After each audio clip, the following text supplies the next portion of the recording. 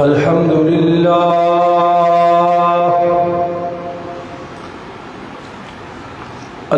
لله وكفى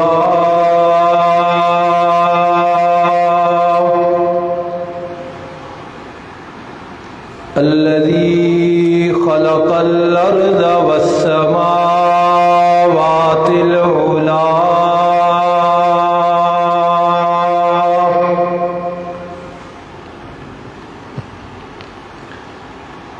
وبين الضلالة والهدى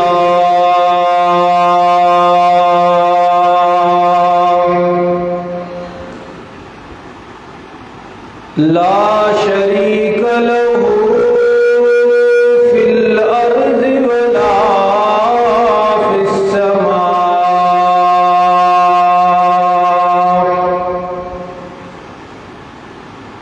وله العزة وله العظمة وله الكبرياء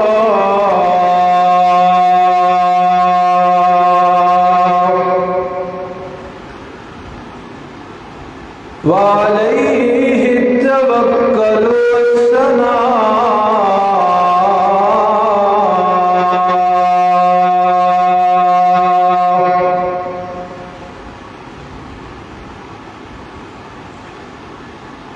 والصلاة والسلام على سيد الرسل وخاتم الأنبياء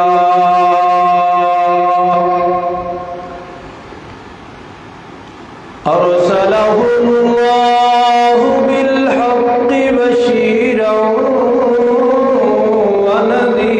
ونذيرا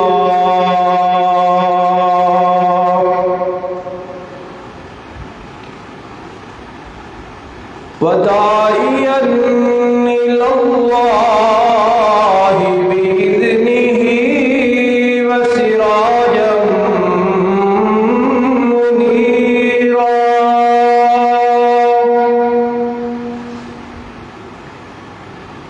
وعلى آله وأصحابه الأتقياء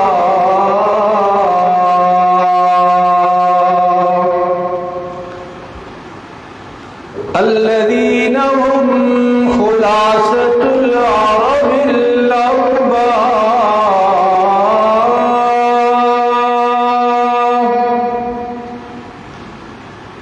وخير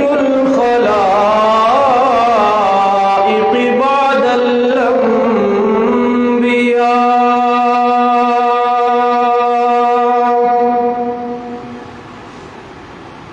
الأنبياء أما بعد فأعوذ بالله من الشيطان الرجيم بسم الله الرحمن الرحيم واضرب لهم مثل الرجلين جعلنا لأحدهما جنتين من أعناب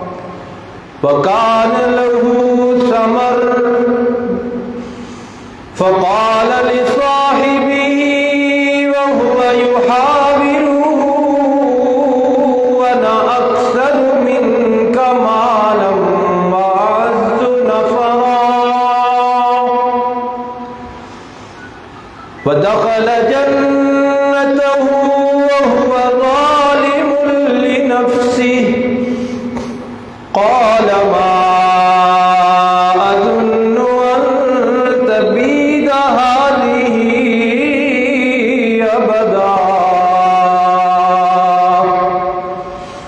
صدق الله العظيم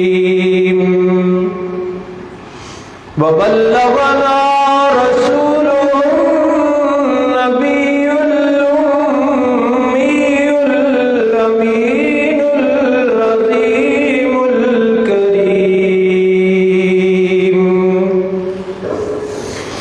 ونحن على ذلك لمن الشاهدين والشاكرين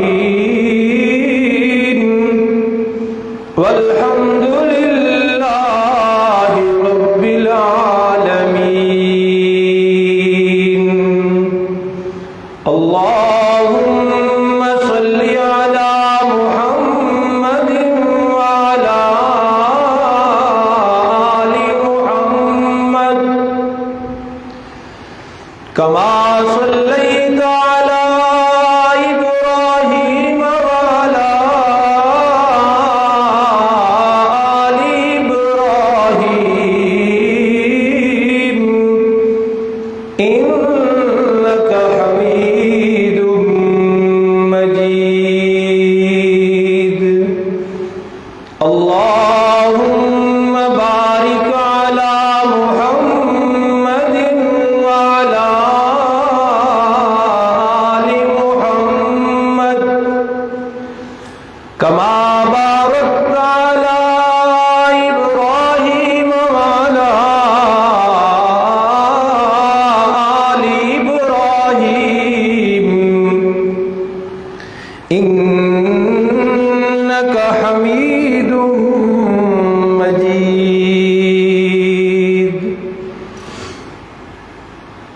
واجب الاحترام حاضرین و ناظرین کرام، رب العالمین نے یہ جو دنیا بنائی ہے نا، اس میں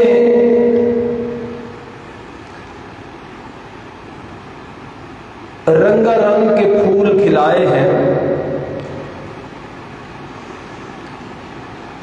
اور پھولوں کی کیا بات ہے، پھولوں کے ساتھ کانٹے بھی اگائے ہیں،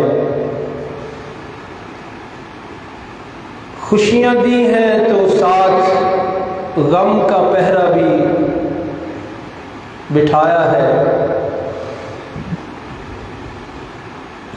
زندگی دی ہے تو ساتھ موت بھی رکھی ہوئی ہے،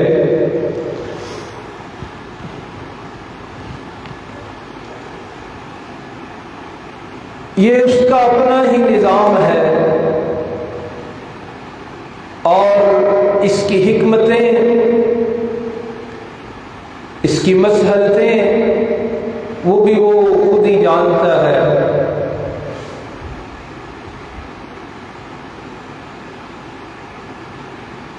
رزق کے سلسلے میں بھی اللہ نے کچھ ایسا ہی نظام بنایا ہے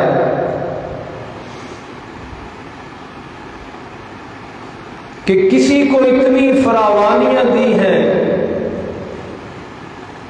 اتنی آسائشیں دی ہیں، اتنا کھلا رزق دیا ہے کہ وہ اپنے آپ کو رب کہنے لگتا ہے،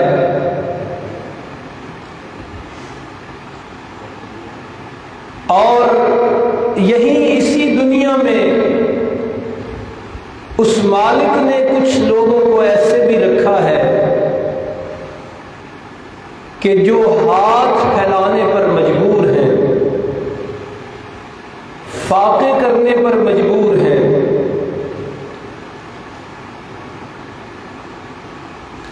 اور قدرت کا یہ رنگ کبھی کبھی ہمیں ایک ہی گھر میں نظر آتا ہے۔ ایک بھائی ہے، وہ آسائشوں میں پل رہا ہے، اس کی روزی اور رزق کی طرح کوئی شمار نہیں نہیں،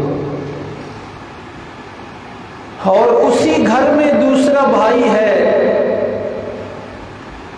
جو مانگنے پر مجبور ہوتا ہے۔ دیہاتوں میں، شہروں میں، گلیوں میں، محلوں میں یہ نظارہ آپ نے دیکھا ہوگا کہ ایک ہی ماں باپ کی اولاد ہے دونوں بھائی، ایک مزے کر رہا ہے اور ایک 2 وقت کے کھانے سے تنگ ہے۔ اس کی کیا حکمتیں ہیں، کیا مصلحتیں ہیں، یہ اللہ کو معلوم ہے۔ اور اس میں جس کے پاس زیادہ ہے اس کا اپنا کوئی کمال نہیں، اور جس کے پاس کم ہے اس کا اپنا کوئی قصور نہیں۔ یہ رزق کی تقسیم اللہ نے اپنے ہاتھ میں رکھی ہوئی ہے۔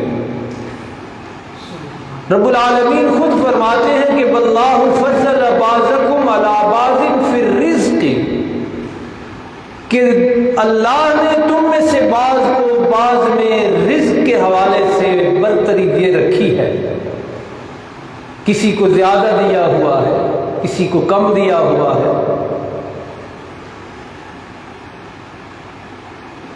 یہ تو اللہ کی تقسیم ہے، اللہ کی قدرت اور حکمت ہے۔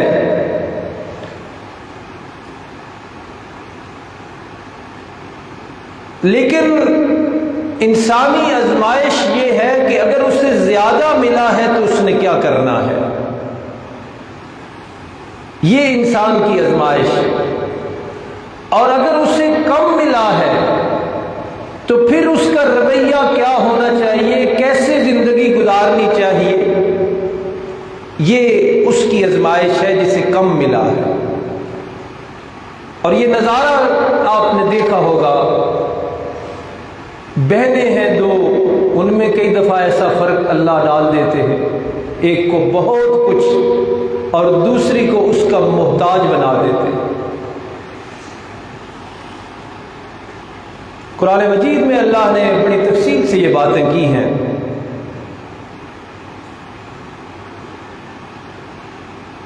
کہ جسے ہم زیادہ دیتے ہیں در حقیقت اس کی بھی آزمائش ہے، اور جسے کم دیتے ہیں اس کی بھی آزمائش ہے۔ جمعہ کے اس آج کے تھوڑے سے وقت کے لیے جو موضوع منتخب کیا ہے وہ قرآن حکیم کی سورہ کہف میں بیان ہوا ہے، اور 2 بندے ہیں وہاں اللہ نے بیان کیا، اور اپنے حبیب کبریا صلی اللہ علیہ وسلم سے فرمایا کہ آپ بھی یہ بیان کیجئے۔ ان میں یہ دونوں اس واقعہ میں یہ دونوں نقشے آپ کو نظر آئیں گے، اور جو میں نے عرض کیا کہ زیادہ ملے تو کیا کرنا ہے، کم ملے تو کیا کرنا ہے، وہ بھی نظر آئے گا۔ کس زمانے کا واقعہ ہے اللہ کو معلوم ہے، اللہ نے بیان فرمایا ہے کہ ایک انتہا پہ پہنچا ہوا ہے، بلندیوں پہ پہنچا ہوا ہے، من مانیاں کر رہا ہے، ہر طرح کا رزق وسیع ہے اس کے پاس، لیکن اس کا رویہ کیا ہے؟ اور دوسرا کمزور ہے، کم حیثیت کا ہے، کم مال ہے اس کے پاس، اس کا جیب ہلکا ہے، لیکن اس کا رویہ کیا ہے؟ اور پھر دونوں رویوں میں سے، دونوں کے عمل اور کردار میں سے مالک کو کس کا کردار پسند ہے؟ یہ ساری باتیں آج کے اس ایک رکوع ہے پورا سورہ کہف کا، ترجمہ سنتے جائیے اور دیکھتے جائیے کہ کون کیا کر رہا ہے، اسے کرنا کیا چاہیے تھا، اور رب کیا چاہتے ہیں کہ اس کو یوں کرنا چاہیے تھا کہ ایسے کرنا چاہیے تھا۔ مفسرین نے لکھا ہے کہ شاید ان کا کوئی آپس میں تعلق ہو، شاید دونوں بھائی ہوں، اور شاید نہ ہو، لیکن بہرحال 2 آدمی تھے، قریبی کوئی تعلق ہو، ایک علاقے کے دونوں تھے، تو ان کو اللہ نے اس مرحلے سے گزارا کہ ایک کو بہت کچھ دیا اور اس کا رویہ دیکھا، اس کا عمل کردار دیکھا، اور دوسرے کو تھوڑا سا کم دے کے اس کی سوچ، اس کا عمل اور اس کا کردار پرکھا اور دکھایا پھر ہمیں بھی، اور پڑھنے اور سننے کے بعد ہم نے بھی دیکھنا ہے کہ ہماری پوزیشن کیا ہے اور ہم نے پھر کیا کرنا ہے۔ یہ دنیا ایک اللہ نے بنائی ہے، یہاں کردار دے کے بھیجے ہیں کہ کسی کو غربت والا کردار، کسی کو امیری والا کردار، کسی کو حکومت والا کردار، کسی کو غلامی والا کردار، لیکن ان کرداروں کا جو تقاضا ہے وہ کون کون پورا کرتا ہے یہ دیکھنا ہے۔ چنانچہ دیکھیے آیات مبارکہ سورہ کہف ہے، فرمایا وَاضْرِبْ لَهُم مَّثَلَ الرَّجُلَيْنِ، میرے محبوب مکرم صلی اللہ علیہ وسلم جہاں سورہ کہف میں آپ اصحاب کہف کا واقعہ بیان فرما رہے ہیں، وہیں ان دو آدمیوں کا واقعہ اور ان کے حالات بھی بیان کیجئے لوگوں کے سامنے۔ پہلا کیسا تھا؟ فرمایا جعلنا لأحدہما جنتین من اعناب، ان میں سے ایک کے لیے ہم نے انگوروں کے دو باغ بنائے۔ جعلنا، دینے والا کون؟ یہ ذہن میں رکھنا، دینے والا امیری ہے تو وہ بھی اللہ دیتے ہیں، اور غربت کی آزمائش ہے تو وہ اللہ کی طرف سے وہ بھی آتی ہے۔ اس لیے فرمایا جعلنا، ہم نے دیا۔ جعلنا لأحدہما جنتین من اعناب، ان دو آدمیوں میں سے ایک بندے کے لیے ہم نے انگوروں کے دو باغ بنائے۔ وَحَفَفْنَاهُمَا بِنَخْلٍ، اور پھر مزید کرم یہ کیا کہ انگور کے دونوں باغوں کے ارد گرد کھجوریں لگا دی۔ باڑ جو تھی وہ کھجوروں کی، وہ بھی پھلدار درخت ہے۔ اور فرمایا وَجَعَلْنَا بَيْنَهُمَا زَرْعًا، پھر ان دونوں باغوں کے درمیان والی جو جگہ تھی وہاں کھیتی اگا دی۔ آپ نے باغ دیکھا ہوگا نا، باغوں کے اندر بھی لوگ فصل اگا لیتے ہیں۔ دو انگوروں کے باغ اور باڑ ان کی کھجوروں کے ذریعے، اور دونوں باغوں کے درمیان کھیتی فصل اگتی تھی۔ کتنی فراوانی ہے، لیکن فرمایا کلتا الجنتین آتت اکلہا، یہ نہیں کہ باغ دیے تو پھل نہیں دیا، فرمایا دونوں باغ اپنا پھل اگایا کرتے تھے۔ وَلَمْ تَظْلِم مِّنْهُ شَيْئًا، باغ اس کے ساتھ کسی قسم کی کمی نہیں کرتے تھے، خوب پھل آتا تھا۔ وَفَجَّرْنَا خِلَالَهُمَا نَهَرًا، اور مزید انعام اور کرم ہم نے یہ کیا کہ دونوں باغوں کے درمیان نہر جاری کر دی۔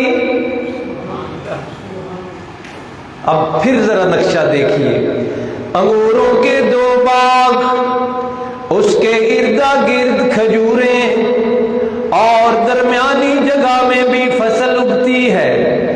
دونوں باغ خوب پھل لاتے ہیں، اور دونوں باغوں کے درمیان پانی کا ایسا انتظام، فرمایا فجرنا، ہم نے۔ اور یہی تو باتیں سمجھنی ہے کہ فراوانی ملتی ہے تو مالک کو نہیں بھولنا۔ فجرنا خلالہما نہرا، دونوں باغوں کے درمیان نہریں جاری ہیں۔ وَقَانَ لَهُ ثَمَرٌ، پھل آ گیا دونوں باغوں کا۔ پھل جب آ جائے، فصل جب پک کے تیار ہو جائے تو انسانی دماغ اچھلنے لگتا ہے۔ پتہ نہیں ادھر آپ کے علاقے میں ہے یا نہیں، جو زیادہ جاہل علاقے ہیں نا ان میں اکثر یہ بات کرتے ہیں کہ کنک ہن پک گئی ہے، بدلے لے نہ لویے پچھلے، کنک دی فصل پک گئی ہے، آ گئی ہے، ہن پچھلے بدلے کے لے لویے، ہن چنگے تگڑے جے ہاں سے۔ پتہ نہیں ادھر کرتے ہیں کہ نہیں، بڑی جاہلانہ بات ہے۔ لیکن دماغ جوش مارنے لگتا ہے جب بندہ پھل دیکھتا ہے، فصل پکی ہوئی دیکھتا ہے تو دماغ کنٹرول سے باہر ہو جاتا ہے۔ اس کا بھی ہو گیا۔ قرآن کہتا ہے فَقَالَ لِصَاحِبِهِ وَهُوَ يُحَاوِرُ، باتیں اپنے دوست کے ساتھ کر رہا تھا تو کہنے لگا انا اکثر منک مالا واعز نفرا، دیکھ میرا مال بھی تجھ سے زیادہ ہے اور میرا جتھا بھی تجھ سے زیادہ ہے۔ پھر گیا نا دماغ۔ وَدَخَلَ جَنَّتَهُ وَهُوَ ظَالِمٌ لِنَفْسِهِ، دونوں باغوں میں سے ایک باغ میں داخل ہوا اور اپنے آپ پر ظلم کرنے لگا۔ ظلم کیسا کہ مالک کو بھول گیا، دینے والا اسے یاد ہی نہیں رہا، اور بجائے عاجزیاں اور شکر ادا کرنے کے الٹا ناشکری کی باتیں کرنے لگا۔ کہنے لگا ما اظن ان تبید هذه ابدا، میرا خیال نہیں کہ میرے یہ باغ کبھی تباہ ہوں گے، میرا خیال نہیں کہ کبھی یہ ختم ہوں گے۔ وما اظن الساعة قائمة، اور میرا خیال نہیں کہ قیامت بھی آنی ہے کہ نہیں۔ مکمل آؤٹ آف کنٹرول ہو گیا۔ پھل دیکھ کے، فصلیں دیکھ کے دماغ نہیں جگہ پہ رہا، اور تکبر کے بول اس طرح بولے، کہنے لگا وَلَئِن رُدِدتُّ إِلَىٰ رَبِّي، اگر میں اپنے رب کے پاس گیا بھی تو، یقین نہیں، ایمان کو نہیں کہ وہاں جانا ہے، لَأَجِدَنَّ خَيْرًا مِّنْهَا مُنْقَلَبًا، تو وہاں بھی اللہ نے مجھے اس سے بہتری دینا ہے۔ مکمل غرور، تکبر کے جملے۔ اب جو دوست کمزور تھا، جسے اللہ نے تھوڑا دے کے آزمایا ہوا تھا، اس کی گفتگو کیا؟ قال له صاحبه وهو يحاور، اس کا دوست، اس کا بھائی، ساتھی اس کو کہنے لگا گفتگو کرتے ہوئے اکفرت بالذی خلقک من تراب، اس خالق کو بھول گیا ہے جس نے تجھے مٹی سے پیدا کیا ہے، ثم من نطفۃ، پھر تجھے ایک ناپاک قطرے سے پیدا کیا ہے، اسے بھول گیا ہے، ثم سواک رجلا، پھر ایک کامل اور مکمل انسان تجھے اس نے بنایا ہے۔ یہ تین مرحلے اس نے اس لیے گنوائے کہ اسے پتہ چلے کہ تو کچھ بھی نہیں تھا۔ هل اتى على الانسان حين من الدهر لم يكن شيئا مذکورا، پیدا ہونے سے پہلے تیرا کہیں ذکر بھی نہیں تھا، اور آج تو اس طرح کی بڑی بڑی باتیں کر رہا ہے۔ کہنے لگا لکنہ اللہ ربی، تو جو مرضی باتیں کرتا رہے، میری بات یہی ہے کہ وہی اللہ میرا رب ہے۔ تھوڑا دیا ہے اللہ نے لیکن اللہ کو بھولا نہیں. تو یہاں کیا جملے بولے جاتے, کہتے دتا سانو کیس جڑا حساب لینا سی. نعوذ باللہ. اسی روزی کمائیے کہ انہیں اتنے نمازاں پڑھیے, سانو پیٹ تو فرصت نہیں ہے آدھن مولوی آدھن مسجد آویا کرو. حالانکہ دونوں آزمائشیں ہیں, زیادہ کا ملنا بھی آزمائش, کم کا ملنا بھی آزمائش. اسی لیے اللہ نے اس کا کردار بتایا, هو اللہ ربی, وہی اللہ میرا رب ہے. اور جو ہمارا مشن ہے شرک سے بچانا لوگوں کو, وہی باتیں دونوں میں موجود ہیں. اس نے کہا وَلَا أُشْرِكُ بِرَبِّي أَحَدًا, اس نے مجھے کم دیا ہے تو اس کا یہ مطلب نہیں کہ غیروں کو اس کا شریک چا بناؤں. اولاد نہیں ملی تو بھاگوں درباروں مزاروں پر, نہیں, میرا یقین ہے کہ دینے والا بھی وہی اور نہ دینے کا فیصلہ بھی اسی کا.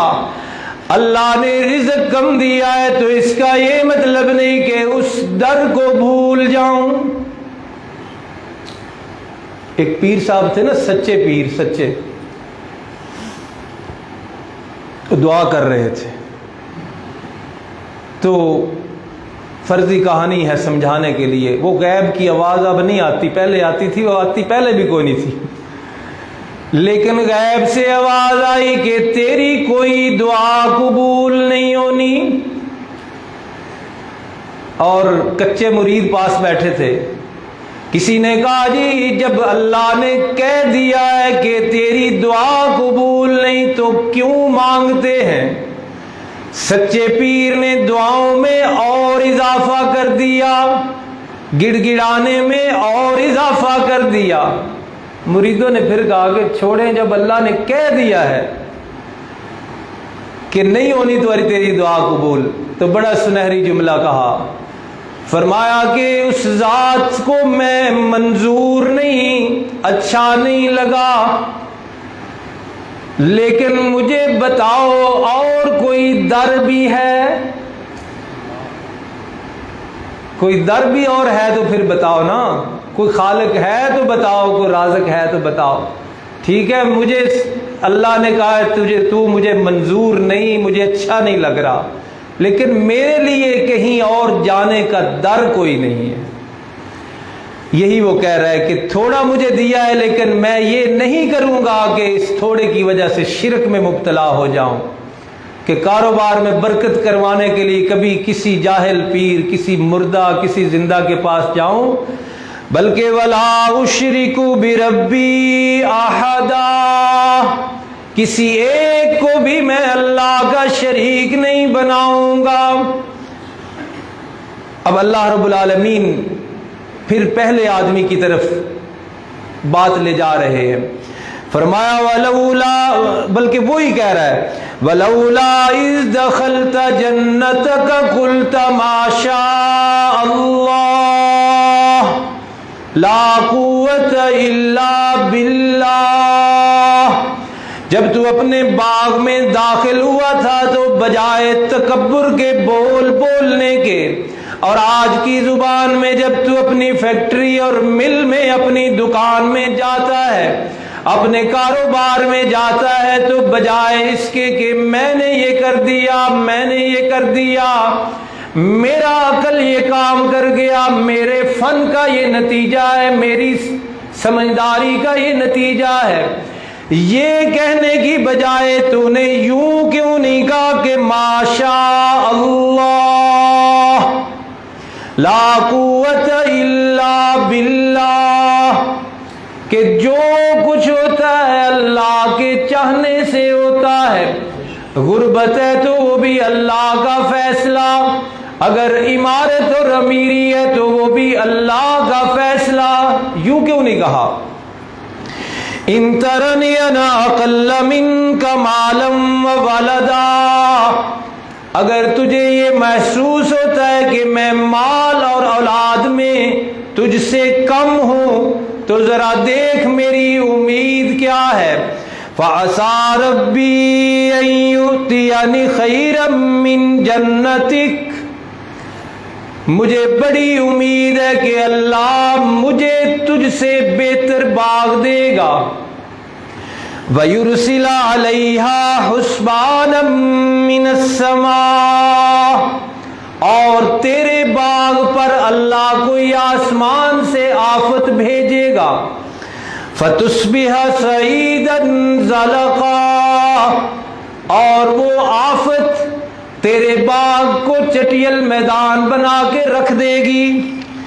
او یصبح ماؤها غورا، اور یہ بھی تو ہو سکتا ہے تیرے باغوں کے درمیان چلنے والی نہریں اللہ خشک کر دے. فلن تستطیع له طلبا، پھر تو اسے واپس لانے کی طاقت بھی نہیں رکھے گا. ان باتوں سے کیوں نہیں تو ڈرتا؟ اندیشہ کیوں نہیں کرتا کہ جس اللہ نے یہ سب کچھ دیا ہے وہ اللہ اس کو ختم کرنے پہ بھی قادر ہے. تو ایسا ہی ہو گیا. قرآن نقشہ کھینچتا ہے وَأُحِيطَ بِثَمَرِهِ، ایسا ہوا کہ اس کے سارے پھل کو عذاب الہی نے آ گھیرا. وہ جو فصلوں کے انبار دیکھ کے تکبر کے بول بول رہا تھا نا، اب کیسا ہو گیا؟ فَأَصْبَحَ يُقَلِّبُ كَفَّيْهِ، اپنے ہاتھ ملنے لگا افسوس کے ساتھ. عَلَىٰ مَا أَنفَقَ فِيهَا، افسوس کرنے لگا کہ میں نے کتنی انویسٹمنٹ کی تھی، کتنا خرچہ کیا تھا، میرے ساتھ کیا ہوا. تو دن بدلنے میں اللہ کو دیر بھی نہیں لگتی. وَهِيَ خَاوِيَةٌ عَلَىٰ عُرُوشِهَا، سارا باغ اپنے چھتوں کے اوپر گر گیا، یعنی سارا الٹ گیا نظام. وَيَقُولُ يَا لَيْتَنِي لَمْ أُشْرِكْ بِرَبِّي أَحَدًا، اب آیا سیدھے راستے پہ، کہنے لگا ہائے کاش، اے افسوس، میں نے اپنے رب کے ساتھ کیوں شریک ٹھہرایا کسی اور کو، شرک کیوں کیا. یہ سارا شرک کا نتیجہ ہے. وَلَمْ تَكُنْ لَهُ فِئَةٌ، اب قرآن کہتا ہے کہ جس بندے نے بولے تھے کہ میرا جتھا بہت بڑا ہے، کوئی جماعت ایسی نظر نہ آئی کہ ینصرونہ، جو اس کی مدد کرتے، من دون اللہ، اللہ کے مقابلے میں. وما کان منتصرا، اور وہ خود بھی بدلہ نہ لے سکا، خود بھی اپنے حالات تبدیل نہ کر سکا. پھر تو یہ دونوں بھائیوں کے، دونوں رشتہ داروں کے یا دوستوں کے واقعات بیان کر کے جو اللہ نتیجہ دیتے ہیں وہ یہ ہے. فرمایا ہنالک الولایۃ للہ الحق، یہاں ثابت ہو گیا کہ کائنات میں حکم، آرڈر اور اختیار صرف ایک اللہ کا چل رہا ہے، سچے اللہ کا. ولایت صرف ایک اللہ کی ہے، حکم آرڈر ایک صرف اللہ کا ہے.